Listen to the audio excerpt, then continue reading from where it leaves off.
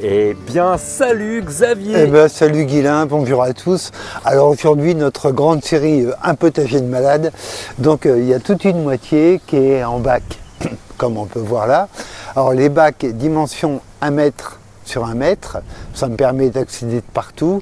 Hauteur 40 cm, parce que 40 cm de haut, ça surélève pas mal pour moi.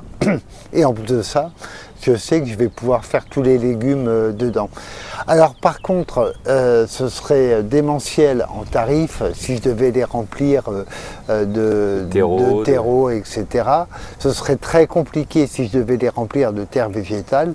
Donc on va voir comment remplir un carré. Donc là, les carrés ici sont presque tous remplis maintenant, presque tous, mais avec aucun terreau, aucune terre végétale, et on va reprendre les étapes petit à petit. En fait, c'est le principe des couches en lasagne que j'applique dans des carrés. Donc il va y avoir un affaissement, la couche va descendre, mais les cultures descendent avec, et il n'y a aucun problème.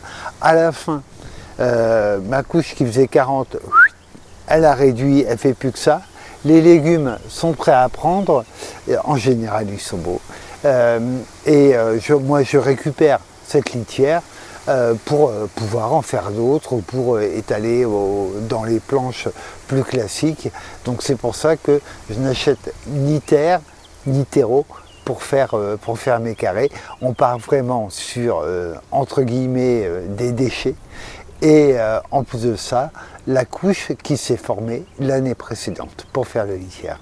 Et en plus, moi, je connaissais quelqu'un, il avait fait des carrés comme ça, et au bout d'un moment, la terre, elle se tasse. Ah oui, ça compacte beaucoup. Ça compacte vachement, Du coup, il était hyper embêté, parce que la décompacter, c'est beaucoup plus compliqué quand c'est surélevé. Voilà, et donc, en fait, cette méthode-là, alors attention, parce qu'on est sur une méthode proche de, enfin, non, pas proche, la méthode des couches en lasagne, et elle ne se prête pas à tous les légumes. On ne fait pas de carottes, elle fourche sur les couches en lasagne. Tous les légumes, je mets des guillemets, là encore, parce que botaniquement c'est pas très précis, tous les légumes racines ne se plaisent pas sur les couches en lasagne. Par contre, génial pour les tomates, génial pour les courgettes, pour les courges, pour les crônes, pour les pommes de terre. Enfin voilà, il y a plein de légumes qu'on peut faire. Les patates douces bien sûr. Il y a plein de légumes qu'on peut faire sur ce principe des couches en lasagne. On va regarder maintenant. Première couche, moi j'aime bien mettre de la sciure. Ça, c'est de la sciure que je récupère à la maison, parce que je coupe mon bois pour faire du bois de chauffage. Et donc, ce que j'aime avec la sciure, c'est son côté éponge. En fond de couche, bon, elle absorbe bien. Allez, c'est parti.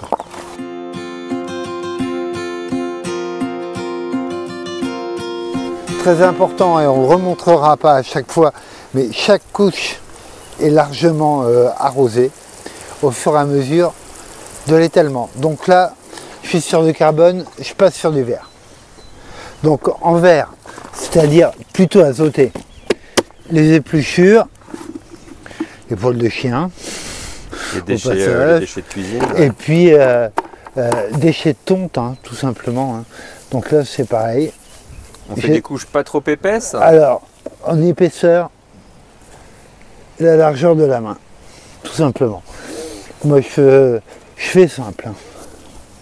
Moi j'ai remarqué l'herbe de tonte, comme elle est un peu volumineuse, je mets un peu plus épais quand même. Ouais, mais après moi j'ai toujours peur de l'échauffement. Alors ouais, tu vas dire ça dépend des températures peut-être. Voilà, et puis du stade de ta pelouse. Ok pour le verre. Alors moi j'aime bien une origine animale, et j'ai possibilité en brin de récupérer du fumier de vache. Donc je mets du fumier de vache. Si vous n'en avez pas, et j'en mettrai tout à l'heure, vous pouvez mettre du foin, vous pouvez mettre de la paille, voilà, vous pouvez remettre de la sciure de bois. Les broyats de bois aussi? Les broyats, c'est bien, voilà. On broie ses branches.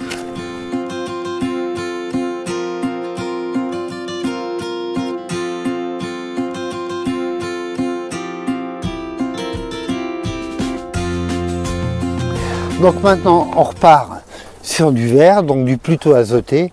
Tu vois, ça a chauffé un peu. Pourtant, j'ai fait sécher un peu, ouais, mais toujours la mettre à plat avant de l'utiliser, pas la stocker en paquet. Hop là, on est bien pour le verre. Donc il n'y a plus qu'à arroser. J'arrive à la fin, donc maintenant je vais remettre, ça c'est du vieux foin, dont une partie a pris l'eau et tout. Donc les bêtes leur jettent, donc du coup moi je le récupère.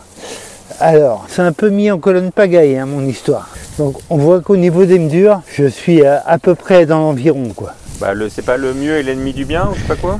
Ouais, puis c'est que c'est pas du tout une partie qui m'intéresse.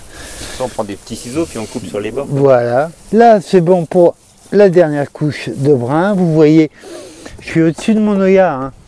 Oui, comme ça va s'affaisser. Mais ça va. Mais après, je vais me retrouver en dessous, en fait. Et justement sur l'Oya, parce que ça, c'est sûr que ça va faire partie des questions. Tu peux dire ce que c'est pour tous ceux qui ne connaissent pas? Alors la Oya, c'est une poterie en terre cuite, poreuse et pas gélive. C'est-à-dire que vous la remplissez d'eau et elle va laisser par ses parois tout doucement suinter l'eau qu'elle contient et donc participer de l'arrosage, tout simplement. Et on la remplit quand on y pense. Et celle-là, on peut dire d'où elle vient parce que c'est un copain. Et voilà, c'est des super Oya de Laurent Jamet. Elles ne gèlent pas, elles sont bien poreuses. C'est vraiment du super boulot. On vous mettra le lien, le lien des poteries Jamet. Bon, maintenant on arrive à la dernière couche. Parce que je ne vais pas pouvoir planter mes céleris comme ça, en directement direct, dans le foin. Ouais. Donc je vais mettre ce qu'on appelle la couche de litière. Donc la couche de litière, c'est un reste de lasagne de l'an dernier que j'ai mis de côté et qui va me servir à établir cette dernière couche. Et à ronger un peu le foin aussi, j'espère. Alors vous voyez, hop. Donc il y a de temps en temps des éléments trop grossiers. Hop, je les mets de côté. Et après, ben voilà, j'étale. Alors, quelle épaisseur de litière on étale? Moi, ce que j'ai l'habitude de prendre comme repère, il faut qu'il y ait l'épaisseur d'une motte, tout simplement. Donc là, je vais planter des céleris en motte, ce qui fait que j'essaye d'avoir 3 doigts, à peu près. Alors, super litière, et on le voit, hein, il y a du monde dedans. Je suis presque un peu gêné de les bousculer. Allez-y les gars, reprenez votre place. Je suis désolé de vous embêter. L'homme qui parlait au ver de terre. Compagnon, voilà. Alors là, ce qu'il faut autant que possible maintenant, c'est que je retrouve mon Oya. Elle doit être dans le coin. Ouais. Elle est par là. Et ce que je vais faire, je vais planter mes céleris pas trop éloigné de l'Oya, plutôt en cercle. Alors je dois en avoir 6. Donc je vais planter les 6 autour comme ça, tout simplement. Alors là, hop, il y a toujours un peu de mouscaille qui tombe dedans. Hop, elle peut déborder un peu, ça fera pas de mal à la couche en général, même si encore une fois, toutes les strates ont été arrosées. Tac, et maintenant il ne me reste plus qu'à mettre mes céleris. Et à comprendre donc l'intérêt de ce système-là, c'est ce que j'appelle le côté polaroïde. On n'arrive à rien, hormis toute la matière qu'on a préparée, et ça c'est pas un petit boulot hein, de préparer toute la matière, mais il n'y a rien, et on repart, c'est planté. Hop, voilà. Tac. Donc là, je vais planter mes céleris raves que j'ai mis à tremper au préalable. Les céleris raves ou branches? Rave. Alors attention, c'est céleri rave et céleri branche, ça vient d'une plante qui est originaire des marais. C'est des gourmands. C'est vraiment des gros. Il faut une terre riche. Ah ouais. Et pas mal irriguée, si j'ai bien compris. Ouais, c'est ça. Ouais. En fait, il faut un arrosage vraiment régulier. Donc là, c'est la Oya qui va s'en charger. Et puis, riche, je le suis vraiment. Après, je crains pas de déformation de la rave, puisque la rave, c'est pas une racine, en fait. Donc, voilà, elle va se faire à la surface de ma couche en lasagne. C'est une culture très lente, très longue. Donc là, récolte pas avant le mois de septembre, hein, je pense. Ouais. Ah bah oui. Mais bon, on va le voir se faire. Ça va être sympa. Alors, hop. Donc toujours pareil, un petit peu d'habillage qu'on devrait appeler déshabillage. Mais voilà, l'idée c'est de faire simple. Voilà. Et vous voyez, j'ai assez d'épaisseur de litière. J'ai vraiment pris la hauteur de la motte hein, comme repère. Hein. Donc là, la motte, elle est dans la litière. Elle n'est pas encore dans la décomposition de la matière en dessous. Ouais, c'est un peu la magie des couches en lasagne. Ah bah oui.